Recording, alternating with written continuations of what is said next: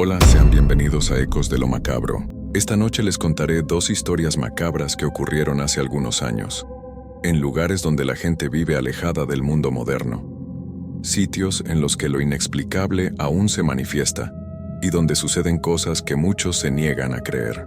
Pero hoy, tú serás el juez. Si estas historias te atrapan, déjame un comentario y suscríbete al canal si aún no lo has hecho. Ahora sí, apaga la luz y comencemos.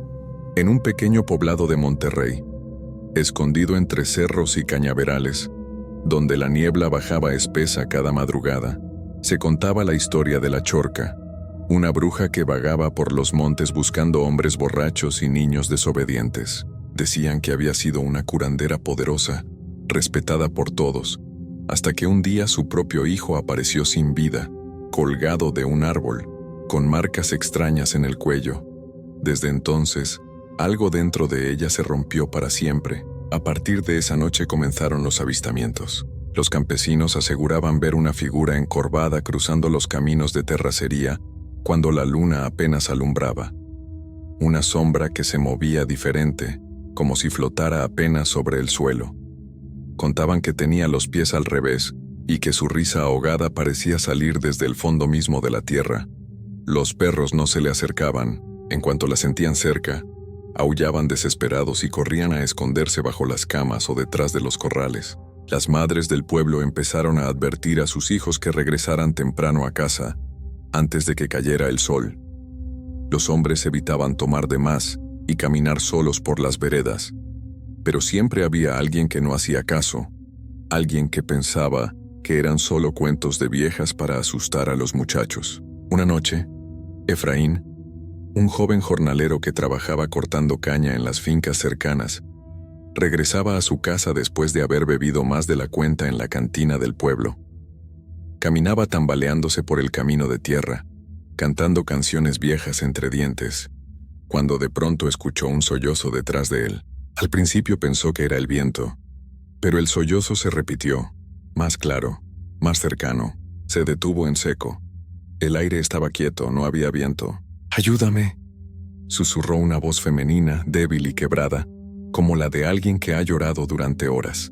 Efraín sintió un escalofrío recorrerle la espalda.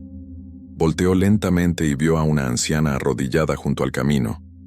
Estaba inclinada hacia adelante, con el cabello largo y enredado cubriéndole completamente el rostro.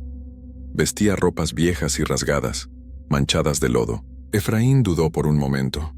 Su abuela siempre le había dicho que nunca ayudara a extraños en los caminos de noche, pero el alcohol nublaba su juicio, y una parte de él todavía sentía lástima por la mujer. Se acercó despacio, con las piernas todavía flojas por la bebida. «¿Qué le pasa, señora? ¿Está herida?», preguntó con voz ronca. La anciana no respondió. Solo siguió sollozando, moviendo la cabeza de lado a lado como si sufriera un dolor terrible. Efraín extendió la mano y tocó su hombro con cuidado. En ese instante la mujer dejó de llorar. El silencio que siguió fue peor que cualquier sonido. Un silencio tan denso que parecía tragarse todo a su alrededor. Ni grillos, ni búhos, ni el murmullo del río a lo lejos. Y entonces lentamente la anciana levantó la cabeza. Su cara era un amasijo de carne retorcida, con la piel estirada de manera antinatural sobre huesos que sobresalían en ángulos imposibles. Sus ojos eran completamente negros, sin pupila, sin blanco, solo dos pozos oscuros que parecían absorber la luz de la luna. Y su boca se abrió en una sonrisa tan grande que le partía el rostro en dos, mostrando dientes amarillentos y desiguales. Efraín intentó gritar, pero no le salió la voz. Intentó correr, pero sus piernas no le respondían. La anciana saltó sobre él con una fuerza brutal, inhumana. Sus manos huesudas se clavaron en sus hombros como garras de hierro. Efraín sintió un dolor agudo en el pecho, como si algo le arrancara el aire de los pulmones. Lo último que vio fueron esos ojos negros, profundos como túneles sin fin, y esa sonrisa imposible acercándose a su cara. A la mañana siguiente, los trabajadores que pasaban temprano por el camino encontraron a Efraín colgado de un árbol viejo y retorcido, el mismo árbol donde décadas atrás había aparecido el hijo de la curandera. El cuerpo de Efraín colgaba inmóvil, balanceándose apenas con la brisa de la mañana. Tenía los ojos abiertos, pero ya no había vida en ellos. Solo un vacío profundo, como si algo le hubiera arrancado el alma desde adentro. Los hombres que lo encontraron corrieron de vuelta al pueblo gritando, con las caras pálidas y las manos temblorosas. Algunos vomitaron al recordar lo que habían visto. Otros no pudieron dormir durante semanas. Cuando bajaron el cuerpo notaron las marcas. Arañazos profundos en los brazos y el pecho, como si hubiera intentado defenderse de algo con todas sus fuerzas. Y en el cuello, señales oscuras que parecían quemaduras, pero con una forma extraña, como dedos retorcidos que se habían hundido en su piel. El pueblo entero cayó en un silencio pesado después de aquello. Las familias cerraban sus puertas antes del atardecer. Los niños ya no jugaban afuera cuando caía la noche. Y nadie, absolutamente nadie, se atrevía a caminar solo por los senderos después del anochecer. Pero las apariciones no terminaron con Efraín. 2 semanas después, una mujer del pueblo llamada Lucía salió de madrugada a buscar a su hijo pequeño, que había salido a orinar detrás de la casa y no había regresado. Lo llamó varias veces, caminando por el patio con una lámpara de aceite en la mano. Entonces escuchó su voz. «Mamá, estoy aquí», dijo el niño desde algún lugar entre los árboles. Lucía corrió hacia donde venía la voz, aliviada. Pero cuando llegó al borde del monte, algo no estaba bien. La voz de su hijo sonaba extraña, como si viniera de muy lejos, aunque parecía estar justo frente a ella. «Mamá, ven», insistió la voz. Lucía levantó la lámpara y vio una figura pequeña entre las sombras. Era su hijo, de espaldas, parado completamente quieto. «Hijo, ¿qué haces ahí? Regresa a la casa ahora mismo», ordenó ella con voz firme, tratando de esconder el miedo que empezaba a trepar por su garganta. El niño no se movió. Lucía dio un paso adelante, pero entonces se dio cuenta de algo que la hizo detenerse en seco. Los pies del niño estaban al revés. Los talones apuntaban hacia ella y los dedos hacia el monte. Su corazón comenzó a latir tan fuerte que sentía que se le iba a salir del pecho. «Ven, mamá», repitió la voz, pero ahora sonaba diferente, más grave, más vieja. Ya no era la voz de su hijo. La figura comenzó a voltearse lentamente, y Lucía no esperó a ver su rostro. Dejó caer la lámpara y corrió de regreso a la casa gritando el nombre de su esposo. Cuando entraron juntos minutos después, con antorchas y machetes, no encontraron nada. Solo silencio. Pero su hijo apareció horas más tarde, temblando y llorando, escondido debajo de su cama. No recordaba cómo había llegado ahí. No recordaba haber salido de la casa. Solo decía una y otra vez que una señora lo había llamado, que le había dicho que su mamá lo estaba buscando afuera. Los ancianos del pueblo se reunieron esa misma noche. Dijeron que la chorca estaba más activa que nunca, que algo la había despertado, que estaba hambrienta. Hablaron de hacerle una ofrenda, de dejar comida y flores en el monte para calmarla, pero otros dijeron que eso solo la haría más fuerte. Mientras tanto, más personas comenzaron a reportar encuentros extraños. Un hombre vio a una mujer descalza caminando por la orilla del río a medianoche, riendo sola. Otro escuchó golpes en su puerta durante toda la noche, pero cuando salió a ver, no había nadie, solo huellas de pies descalzos en el lodo, huellas que iban en dirección contraria, y una niña pequeña despertó llorando, diciendo que había visto a una anciana parada junto a su ventana, mirándola fijamente, sin parpadear, durante horas. El miedo se convirtió en algo palpable, algo que se respiraba en el aire del pueblo. Las familias empezaron a hablar de irse, de buscar otro lugar donde vivir, pero muchos no tenían a dónde ir. Esa tierra era todo lo que conocían. Una noche, el padre de Efraín, un hombre mayor de rostro curtido por el sol y manos callosas de tanto trabajo, decidió que no podía soportarlo más. Tomó una botella de licor, un machete viejo y una antorcha, y caminó hacia el monte. Dijo que iba a enfrentar a la chorca, que iba a vengar a su hijo, que no le importaba lo que le pasara. Nadie pudo detenerlo. Entró al bosque gritando insultos, maldiciendo a la bruja, retándola a que se mostrara. Su voz se escuchó por todo el valle durante un rato, fuerte y desafiante, pero después de un tiempo su voz se apagó. El silencio que siguió fue absoluto. Un silencio tan profundo que incluso los animales nocturnos dejaron de hacer ruido, como si toda la vida del monte se hubiera detenido de golpe. Los hombres del pueblo esperaron hasta el amanecer para ir a buscarlo. Nadie quería entrar al bosque de noche, ni siquiera en grupo. Cuando finalmente se armaron de valor y se adentraron entre los árboles, encontraron la antorcha tirada en el suelo, todavía humeante. El machete estaba clavado en la tierra como si lo hubiera soltado de pronto, pero del padre de Efraín no había ni rastro. Siguieron sus huellas por un rato, pero en cierto punto simplemente desaparecían, como si se lo hubiera tragado la tierra. No había señales de lucha, no había sangre, no había nada. Solo el eco de su ausencia. Durante 3 días lo buscaron por todos los rincones del monte. Revisaron cuevas, barrancos, arroyos. Nada. Era como si se hubiera esfumado en el aire. Al 4.º día dejaron de buscar, y esa misma noche comenzaron a escuchar su voz. Primero fue su esposa quien lo oyó. Despertó sobresaltada con el corazón acelerado, porque juraba haber escuchado a su marido llamándola desde afuera. Se levantó temblando y se asomó por la ventana, pero no vio a nadie en la oscuridad. Luego fueron los vecinos. Varios reportaron haber escuchado la voz del hombre durante la madrugada, llamando a diferentes personas, pidiendo ayuda, rogando que lo dejaran entrar, pero todos sabían que no podían abrirle la puerta, porque lo que estaba afuera ya no era él. El terror en el pueblo alcanzó un punto donde la gente dejó de salir incluso durante el día, si no era absolutamente necesario. Las tiendas cerraban temprano. Los niños ya no iban a la escuela. Las misas se volvieron más frecuentes, con el padre del pueblo rezando hasta quedarse sin voz, pidiendo protección contra el mal que acechaba en las sombras. Una noche, la hermana menor de Efraín, una joven de apenas 16 años llamada Beatriz, estaba acostada en su cama cuando escuchó que alguien raspaba suavemente la pared exterior de su habitación. Un sonido lento, rítmico, como uñas largas arañando la madera. Se quedó paralizada, con los ojos bien abiertos en la oscuridad, conteniendo la respiración.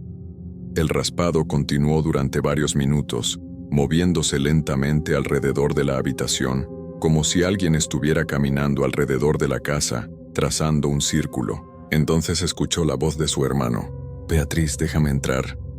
«Tengo frío», susurró desde el otro lado de la pared. Las lágrimas comenzaron a rodar por sus mejillas. Sabía que no era realmente su hermano. Sabía que Efraín estaba muerto. Pero su voz sonaba tan real, tan desesperada. «Por favor, hermana». «Me duele mucho estar afuera», continuó la voz ahora con un tono de súplica que le partía el corazón. Beatriz apretó los ojos con fuerza y se tapó los oídos con las manos, rezando en voz baja, repitiendo las oraciones que su madre le había enseñado de pequeña. El raspado en la pared se volvió más fuerte, más insistente, hasta que finalmente, después de lo que pareció una eternidad, cesó. Cuando abrió los ojos, la luz del amanecer comenzaba a filtrarse por las rendijas de la ventana. Había sobrevivido a otra noche, pero al salir de su habitación, encontró marcas en la pared exterior, arañazos profundos en la madera, como si algo con garras hubiera intentado abrirse paso hacia adentro, y en el suelo, huellas de pies descalzos, pies al revés. Las familias empezaron a abandonar el pueblo una por una. Cargaban lo poco que podían llevar y se iban antes del anochecer, sin mirar atrás. Algunos se fueron a vivir con familiares en pueblos vecinos. Otros simplemente desaparecieron, buscando un nuevo comienzo lejos de ese lugar maldito. Pero no todos pudieron irse. Los que se quedaron aprendieron a vivir con el miedo. Aprendieron las reglas. No salir de noche. No responder a voces conocidas que llamaran desde afuera. No mirar demasiado tiempo hacia el monte cuando caía el sol.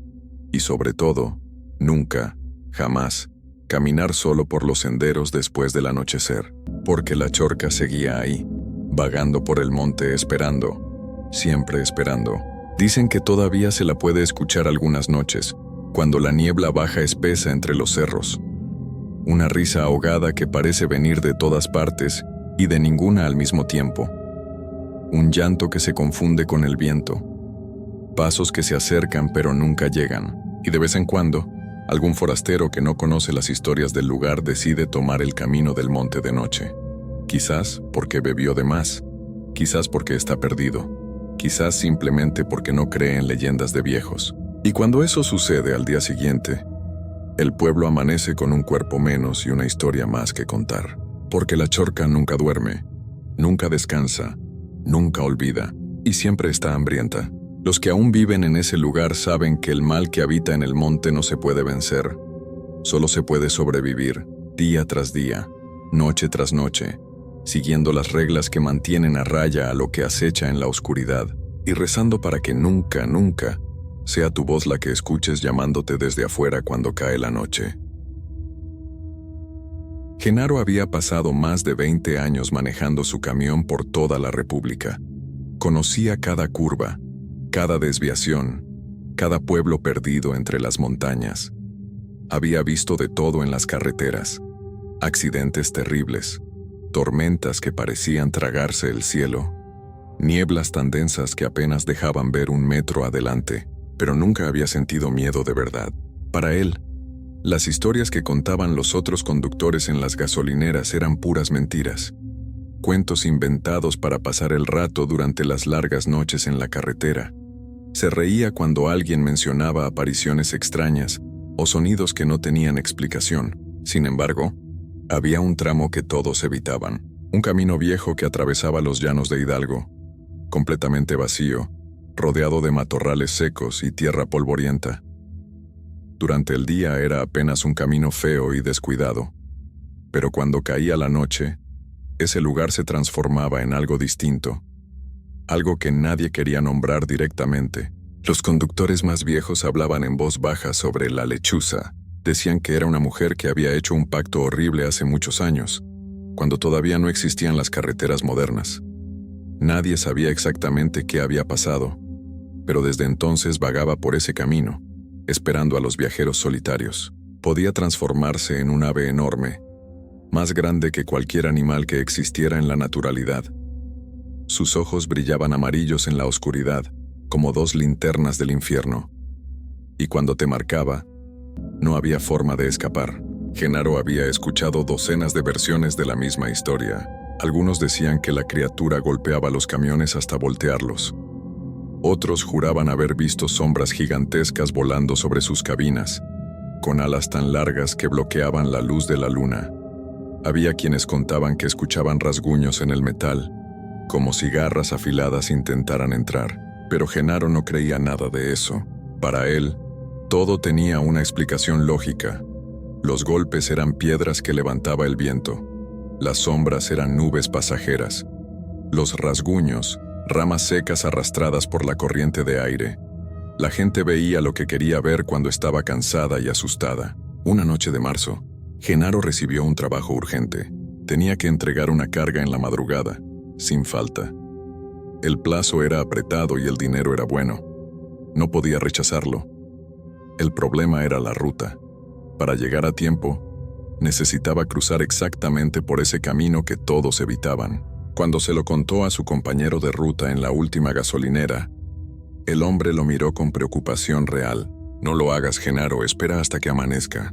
Son puras historias inventadas», respondió Genaro mientras llenaba el tanque de gasolina. «No, amigo. Yo vi algo allí hace 2 años. Algo que no puedo explicar, por favor no vayas». Genaro agradeció la preocupación, pero igual subió a su camión. Eran casi las 3 de la madrugada cuando llegó a la entrada del camino viejo. La luna estaba oculta detrás de unas nubes grises y gruesas. No había ni una sola luz a kilómetros de distancia. Solo su camión, el asfalto agrietado y la noche infinita. El silencio era completo. Genaro encendió la radio, pero solo encontró estática en todas las estaciones. Subió el volumen de todos modos, para tener algo de ruido que lo acompañara. El sonido constante de la interferencia era mejor que ese silencio absoluto que parecía presionar contra las ventanas. Manejó durante media hora sin ver absolutamente nada fuera de lo común. Los matorrales pasaban a los lados como sombras inmóviles. La carretera estaba vacía. No había otros vehículos, ni animales, ni siquiera insectos estrellándose contra el parabrisas. Era como si hubiera entrado en un mundo muerto. Genaro empezaba a relajarse cuando escuchó el primer golpe. Fue seco, fuerte, como si algo pesado hubiera chocado contra el costado del camión. Frenó un poco y miró por el espejo lateral. Nada, absolutamente nada en la carretera detrás de él. Pensó que tal vez había pasado sobre algo en el camino, una piedra grande o un bache profundo. Siguió adelante, aunque ahora prestaba más atención. 5 minutos después, otro golpe. Esta vez más fuerte. El camión vibró ligeramente. Genaro sintió un cosquilleo frío en la espalda. Genaro redujo la velocidad y asomó la cabeza por la ventana para revisar el costado del camión. El aire frío de la madrugada le golpeó la cara, pero no vio nada raro. Las llantas estaban bien. La carga seguía asegurada. No había ningún objeto atascado. Volvió a meterse y cerró la ventana. Su respiración se había acelerado un poco, aunque no quería admitirlo. Se limpió el sudor de las manos en el pantalón y agarró el volante con más fuerza. Solo era su imaginación jugándole una mala pasada. Eso era todo. Pero entonces escuchó algo peor que los golpes. Un llanto. Débil al principio, apenas audible sobre el ruido del motor. Pero conforme avanzaba, el sonido se hacía más claro. Era el llanto de un bebé, desesperado, lastimero, como si estuviera sufriendo. Genaro sintió que el estómago se le retorcía. Miró hacia todos lados buscando el origen del sonido. No podía venir de la radio porque seguía transmitiendo solo estática. Tampoco podía ser su teléfono.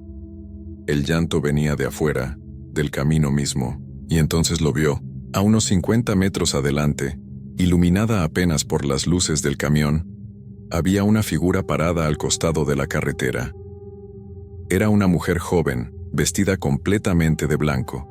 Su ropa parecía flotar ligeramente con el viento, aunque el aire estaba quieto. Sostenía algo entre sus brazos, un bulto envuelto en telas. El llanto venía de ahí. Genaro sintió que todo su cuerpo le pedía que siguiera adelante, que no se detuviera, que pisara el acelerador y huyera de ese lugar lo más rápido posible. Pero había algo más fuerte que el miedo. Era el instinto humano de ayudar, especialmente cuando había un niño involucrado. Frenó el camión lentamente hasta detenerse por completo. La mujer no se movió. Seguía parada en el mismo lugar, meciendo suavemente el bulto entre sus brazos. El llanto continuaba, más débil ahora, como si el bebé estuviera quedándose sin fuerzas. Genaro apagó el motor. El silencio que siguió fue aterrador. Ya no había ni siquiera el ruido del motor para acompañarlo, solo el llanto distante y el latido acelerado de su propio corazón martillando en sus oídos. Abrió la puerta del camión y bajó con cuidado. Sus botas tocaron el asfalto con un sonido que pareció demasiado fuerte en medio de esa quietud absoluta. Dio unos pasos hacia adelante, sin alejar los ojos de la figura vestida de blanco. «Señora», llamó con voz temblorosa. «¿Está bien? ¿Necesita ayuda?» La mujer no respondió. Siguió meciendo al bebé, dándole la espalda a Genaro. Su cabello negro y largo le caía sobre los hombros como una cortina oscura. No se movía nada más que sus brazos, en ese balanceo constante y perturbador. Genaro dio unos pasos más. «Señora, por favor, no puedo dejarla aquí sola, es peligroso». El llanto del bebé se detuvo de golpe. Un silencio completo cayó sobre el camino. Genaro sintió que cada músculo de su cuerpo se tensaba. Algo estaba mal, terriblemente mal. La mujer comenzó a girar lentamente. Primero fueron los hombros, luego el torso, y finalmente la cabeza. Sus movimientos eran extraños, como si tuviera las articulaciones rotas o mal puestas. Cuando quedó de frente, Genaro pudo verle el rostro. Era hermoso y horrible al mismo tiempo. Tenía la piel pálida como la cera, los labios rojos y carnosos, los ojos completamente negros sin ningún brillo de vida, y sonreía. Una sonrisa pequeña que no transmitía alegría sino algo antiguo y malvado. «Gracias por detenerte», dijo con una voz dulce que sonaba como si vinieran varias voces hablando al mismo tiempo. Genaro quiso correr, pero sus piernas no respondían. La mujer dio un paso hacia él, luego otro. Sus pies descalzos no hacían ningún ruido al tocar el suelo. El bulto que sostenía entre los brazos comenzó a moverse, pero no como se movería un bebé. Genaro finalmente pudo retroceder. «Quédate», susurró la mujer y su voz ahora sonaba como el viento pasando entre árboles muertos. «Quédate conmigo». De repente su mandíbula comenzó a abrirse, pero no se abrió como una boca normal. Se partió literalmente en dos, descendiendo mucho más abajo de donde debería estar, revelando hileras de dientes afilados y una garganta que parecía un pozo sin fondo. Un sonido horrible salió de ella, como el chillido de un animal moribundo mezclado con risas distorsionadas. Genaro gritó y se lanzó hacia su camión. Detrás de él escuchó un sonido que nunca olvidaría. El crujido de huesos rompiéndose y reacomodándose, el desgarro de piel abriéndose, y luego el batir masivo de alas enormes. Cuando volteó por un segundo, vio lo que se elevaba detrás de él. Ya no era una mujer, era una criatura monstruosa que se alzaba sobre la carretera como una pesadilla hecha realidad. Su cuerpo se había transformado por completo. Las piernas se habían convertido en garras negras y retorcidas. Los brazos eran ahora alas gigantescas, cubiertas de plumas viscosas que parecían gotear algo oscuro. La cabeza seguía siendo vagamente humana, pero distorsionada, alargada, con esos ojos que ahora brillaban en un amarillo intenso y enfermizo. El bulto que había sostenido cayó al suelo y se deshizo. Nunca había habido ningún bebé, solo trapos viejos y huesos de animales. Genaro corrió como nunca había corrido en su vida. Sus pulmones ardían, sus piernas temblaban, pero logró llegar al camión y subirse de un salto. Cerró la puerta con tanta fuerza que el vidrio vibró. Sus manos temblaban tanto que apenas podía meter la llave en el encendido. Detrás de él, la criatura lanzó un grito que hizo que todas las ventanas del camión vibraran. No era el sonido de ninguna ave conocida. Era algo mucho más antiguo, algo que venía de tiempos en que los humanos todavía vivían en cuevas y temían a la oscuridad. El motor tosió una vez, dos veces. «Vamos, vamos, vamos», suplicó Genaro con lágrimas rodando por su cara. En el tercer intento, el motor rugió y cobró vida. Pisó el acelerador hasta el fondo. Las llantas chirriaron contra el asfalto y el camión salió disparado hacia adelante. En el espejo retrovisor vio cómo la criatura abría sus alas por completo, tan largas que cubrían todo el ancho de la carretera, y entonces voló tras él. El camión alcanzó los 100 kilómetros por hora, luego 110, 120.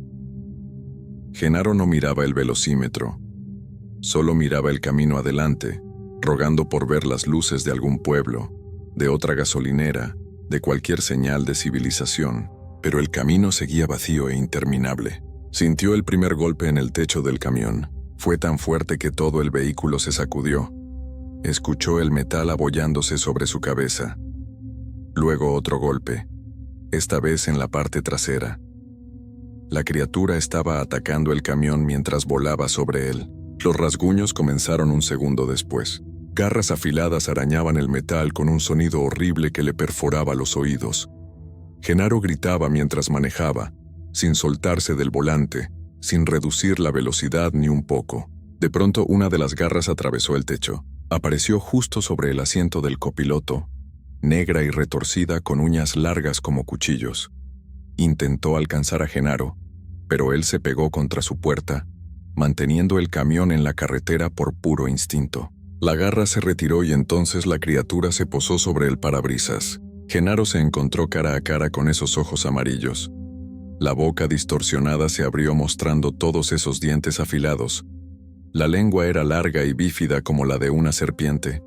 Podía ver su propio reflejo aterrorizado en esas pupilas verticales. La criatura golpeó el vidrio con sus garras. Una grieta apareció en el parabrisas. Luego otra.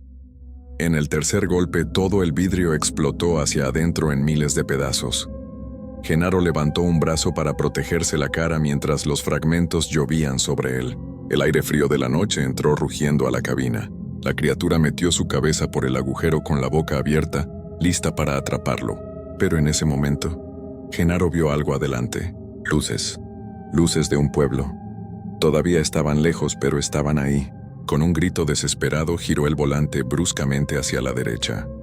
El camión se desvió del camino y comenzó a dar vueltas sin control. La criatura perdió el equilibrio y salió volando hacia un lado. El camión giró 2, 3, 4 veces. Genaro perdió la cuenta. El mundo se convirtió en una mezcla confusa de cielo y tierra, de metal retorciéndose y vidrios rompiéndose. Sintió que su cuerpo golpeaba contra el volante, contra la puerta, contra el techo, y entonces todo se detuvo. El camión había quedado volcado en el borde de un barranco. Genaro estaba colgando del cinturón de seguridad, sangrando por varios cortes en la cara y los brazos. Le dolía todo el cuerpo, pero estaba vivo. Afuera escuchó el batir de alas alejándose. Cuando los paramédicos lo encontraron horas después, Genaro no podía dejar de temblar. No podía hablar. Solo señalaba hacia el cielo con ojos desorbitados, murmurando palabras sin sentido. Lo llevaron al hospital más cercano. Los doctores dijeron que había sufrido un accidente, probablemente por cansancio o por quedarse dormido al volante. Las heridas sanarían con el tiempo, pero había algo más. Genaro nunca volvió a ser el mismo. No podía dormir sin todas las luces encendidas. No toleraba estar en lugares oscuros. Y nunca, jamás, volvió a manejar de noche. Dejó su trabajo como conductor y se encerró en su casa, mirando constantemente por las ventanas. Sus amigos intentaron ayudarlo. Su familia lo llevó con diferentes especialistas. Pero nada funcionaba, porque Genaro sabía la verdad. Sabía que esa criatura seguía allá afuera, esperando en ese camino viejo que nadie cruza de noche.